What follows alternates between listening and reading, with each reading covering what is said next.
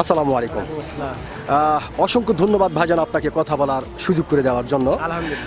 তো ভাইজান সর্বপ্রথমে জানতে চাচ্ছি আপনি কেমন আছেন? আলহামদুলিল্লাহ। যাক, আল্লাহ পাক আপনাকে ভালো রেখেছে। তো ভাইজান আপনার নামটা জানতে পারি? মোহাম্মদ জিয়াউর রহমান। মোহাম্মদ জিয়াউর রহমান, সুন্দর একটি নাম আপনার, অত্যন্ত চমৎকার একটি নাম আপনার। তবে ভাইজান একটি কথা বলতে আমি বাধ্য হচ্ছি, সেটা হচ্ছে আপনার নাম শুনে এবং মোটামুটি আপনাকে সামনাসামনি দেখে যেটা বোঝা যাচ্ছে আপনি সাংঘাতিক একটি সাহসী মানুষ।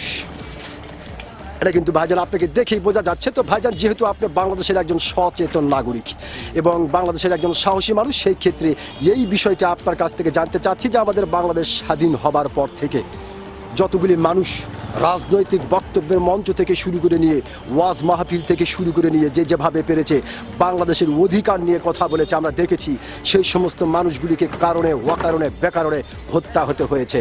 তো ভাইজান, আপনি একজন সচেতন নাগরিক এবং সাহসী মানুষ হিসাবে আপনার কাছ থেকে জানতে চাই যে কেন বাংলাদেশের অধিকার নিয়ে কথা বললে তাকে এভাবে ওয়াকানেই প্রাণ দিতে হয়?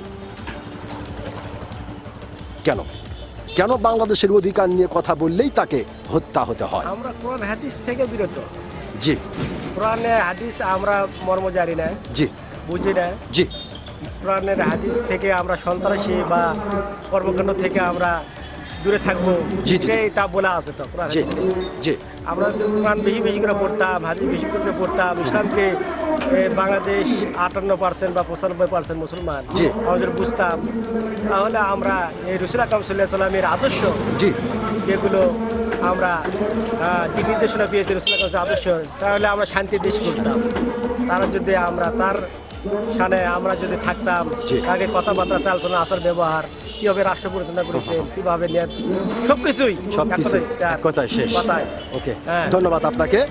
তার মানে আপনি যেটা বোঝাতে চাচ্ছেন যে আসলে আমরা রসুলকে ফলো করি না বিধায় আমাদেরকে এইভাবে অশান্তি নেমে অশান্তির কারণে মূল কারণ। জি, মূল কারণ। অসংখ্য ধন্যবাদ আপনাকে, খুব গুরুত্বপূর্ণ একটি কথা আপনি বলেছেন এবং অত্যন্ত সাহসিকতার সহিত বলেছেন। আমি আশা করব আপনার এই গুরুত্বপূর্ণ কথাটি ও সাহসী কথাটি বাংলাদেশের অনেক মানুষের হৃদয়ে জায়গা করে নেবে। অসংখ্য ধন্যবাদ আপনাকে।